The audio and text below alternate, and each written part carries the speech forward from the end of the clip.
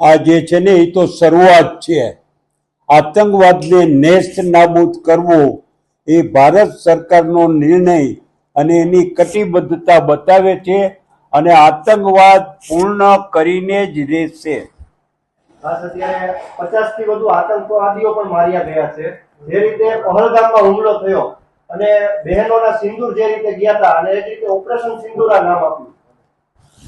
Operation સિંદૂર છે, આ પહેલા પણ અનેક લોકોના સિંદૂર લૂંટાયેલા છે.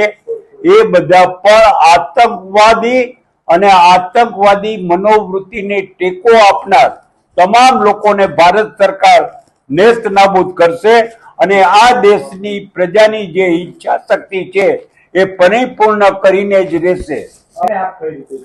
એટલા માટે થઈને હંમેશા આપણે આ દેશની અંદર માતૃશક્તિની પૂજા કરી છે અને વ્યક્તિ ગુજરી જાય, એ વ્યક્તિ ગુજરી જવાથી નુકસાન નથી, પણ જે બેનનો સિંદૂર ભૂસાઈ ગયો હોય એનો પરિવારને આખી જિંદગી કાઢવી ખૂબ જ કષ્ટમય હોય છે.